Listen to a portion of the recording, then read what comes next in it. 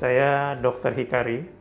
Saya adalah konsultan hematologi onkologi anak dan saat ini bekerja di Eka Hospital Cibubur.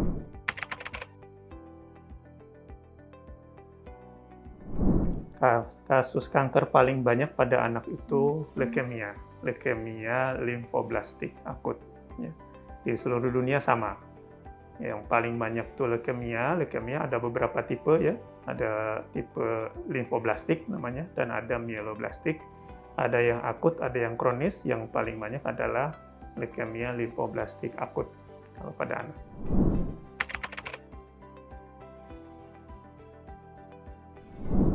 Leukemia bisa timbul atau terjadi sejak lahir sampai orang dewasa tentunya ya. Bahkan baru lahir pun bisa terdapat leukemia, namanya leukemia kongenital. Tapi lebih jarang, yang paling banyak adalah antara usia 2 sampai 5 tahun, paling banyak ya. Kemudian nanti akan menurun sampai usia sekitar 10 tahun, kemudian remaja akan meningkat lagi dengan tipe-tipe yang berbeda.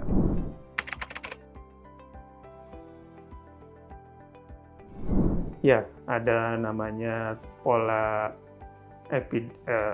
bimodal. Bimodal itu artinya meningkat di usia tadi ya, balita, kemudian akan melandai kejadian kanker leukemianya pada anak, pada usia remaja meningkat lagi.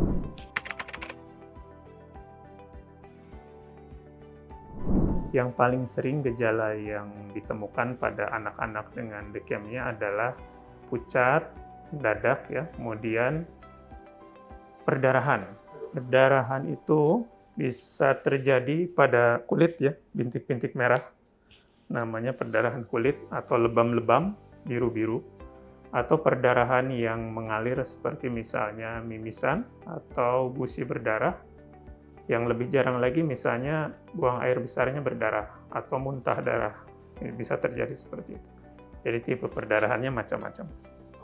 Atau kemudian lagi nyeri-nyeri pada tungkai ya, tulang-tulang.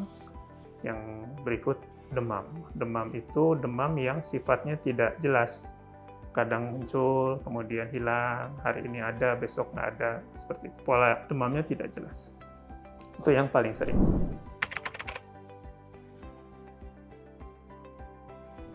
Ya, intinya begini, memang untuk semua jenis kanker ya, bukan sekedar leukemia pada anak itu, yang paling penting adalah deteksi dini. Masalahnya adalah tidak semua kanker itu bisa dilakukan deteksi dini.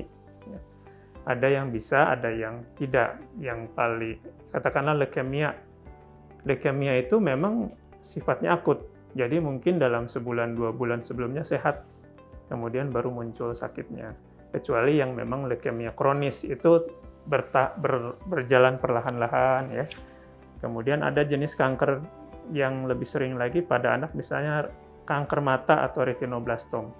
Nah, ini bisa dideteksi lebih dini dengan cara melihat mata saja. Mata diperiksa, orang tua juga bisa melihat di center gitu. Kalau misalnya ada kilauan seperti mata kucing atau matanya putih ya, itu adalah tanda awal, tanda dini.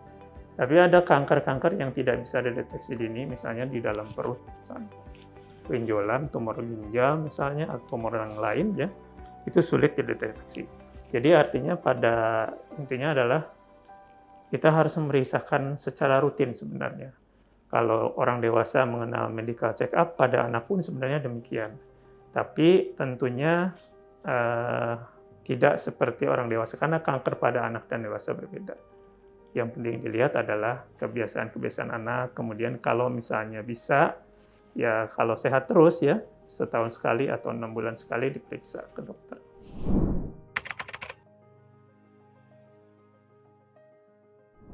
Ya, faktor risiko itu terutama adalah kelainan genetik atau memang ada riwayat kanker pada keluarga. Kalau di keluarga tersebut, entah itu kakeknya, neneknya, atau ayah ibunya, terlebih kalau saudara kandung ya, atau saudara kembar, maka risikonya akan tinggi. Artinya kalau sudah punya riwayat keluarga seperti itu, maka harus lebih waspada. Jadi walaupun orang tua atau sesepuhnya sakit kanker tertentu, anaknya atau keturunannya tidak harus sama penyakit kankernya, jadi bisa berbeda. Jadi yang diturunkan itu bukan penyakit kankernya, tapi kelainan gennya. Inti dari kanker adalah adanya mutasi gen, kelainan genetik, dan itu yang diturunkan ke keturunannya, yang kemudian akan menjadi kanker.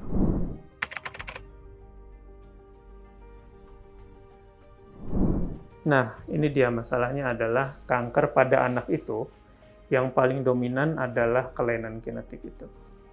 Jadi seringkali tidak bisa dicegah seperti halnya pada orang dewasa. Karena pada orang dewasa itu relatif lebih banyak misalnya pengaruh pola hidup, walaupun sama-sama dasarnya adalah kelainan genetik ya. Tetapi dipengaruhi betul-betul oleh pola hidup, makanan, lingkungan, polusi, dan sebagainya. Kalau pada anak lebih dominan kelainan genetiknya, sehingga untuk pencegahan relatif lebih sulit. Yang bisa dicegah adalah ya secara umum sama. Jadi kita harus memberikan pola hidup yang sehat, makanan yang sehat ya, yang tidak banyak meningkatkan risiko kanker misalnya.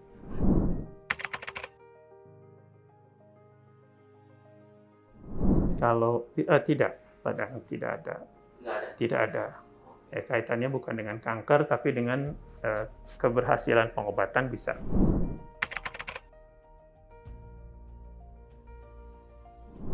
Ya, pada intinya sama. Jadi pengobatan kanker itu tergantung diagnosisnya ya, jenis kankernya. Yang paling sering leukemia itu pasti selalu memerlukan kemoterapi. Tetapi tumor-tumor padat, misalnya tadi tumor mata, tumor ginjal, itu tergantung stadium, tergantung jenis. Ada pengobatan operasi ya, pengangkatan tumor, kemudian sinar radioterapi atau kemoterapi. Yang lebih maju misalnya ada juga namanya terapi target atau imunoterapi yang pada anak relatif lebih jarang dibandingkan orang dewasa. Kira-kira semuanya seperti itu.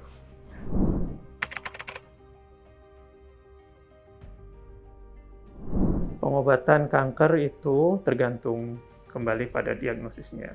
Leukemia itu ada yang 4 bulan ya, leukemia mieloblastik akut namanya, itu 4 bulan. Tapi yang leukemia limfoblastik akut, yang tadi yang paling sering ditemukan pada anak itu, program pengobatannya 2 tahun, kemoterapi.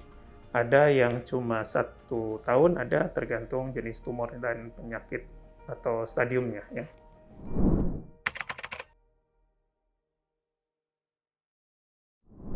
Ya, jadi namanya penyakit berat dan istilahnya sangat memukul ya, memukul kehidupan keluarga yang anaknya terkena kanker itu. Sehingga banyak sekali orang tua yang sebenarnya depresi, stres, dan sebagainya.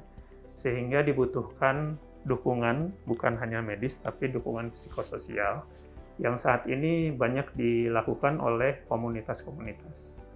Jadi banyak sekali komunitas-komunitas pasien, atau mantan pasien ya. Kalau pada anak itu banyak sekali orang tua pasien yang membuat kumpulan komunitas, kemudian memberikan dukungan ya, baik material maupun psikososial kepada keluarga pasien, terutama orang tua. Dan ini sangat penting karena itu merupakan kalau pasien anak itu tergantung pada orang tua. Jadi kalau orang tuanya tidak memiliki ketahanan mental yang cukup, maka pengobatan pada anaknya juga bisa berpengaruh. Jadi ini perlu sekali dukungan.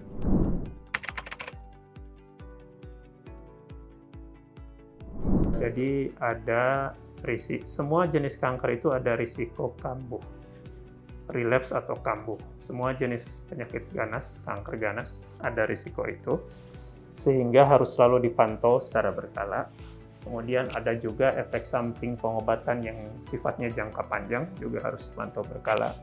Ada juga risiko timbul kanker kedua, namanya secondary malignancy. Pada beberapa kasus bisa timbul kanker kedua ya, beberapa tahun atau beberapa belas tahun kemudian, sehingga perlu sekali pemantauan. Ya, memang seperti itu. Kalau kanker yang berikutnya sama, berarti itu namanya kambuh. Jadi yang pertama leukemia, kemudian nanti remaja leukemia lagi, itu namanya kambuh atau relapse ya. Tapi bisa juga berbeda. Misalnya tadinya tumor ginjal ya, kemudian nantinya jadi tumor tulang, osteosarkom misalnya. Itu bisa terjadi. Itu namanya secondary malignancy.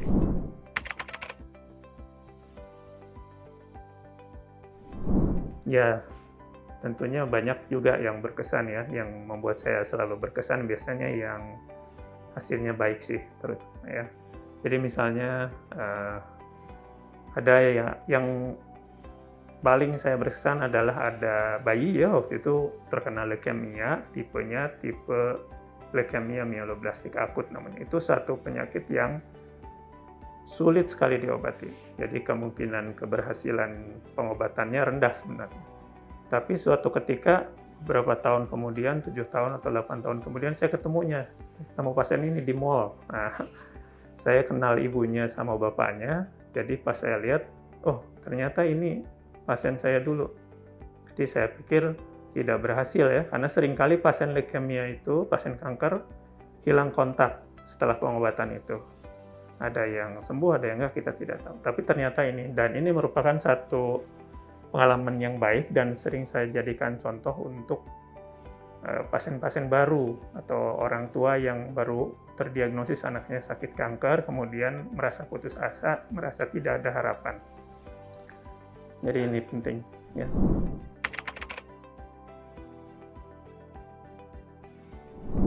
Ya, intinya adalah jangan putus harapan. Walaupun tentunya ini adalah penyakit yang berat, ya, pasti akan menjadi beban moral, beban pikiran dan sebagainya. Kemudian terpikir bahwa nanti hasilnya tidak baik, ya. Tapi kita sebagai manusia itu kewajibannya hanya berusaha. Jadi yang penting satu, jangan putus harapan, tetap semangat, kemudian mengikuti apa yang menjadi anjuran oleh tenaga medis atau dokter. Ya. Artinya patuh terhadap pengobatan. Sisanya ya kita semua akan serahkanlah pada Yang Maha Kuasa yang punya kehidupan ini. Ya. Saya kira itu yang penting sih, jangan putus asa aja dan selalu ikut anjuran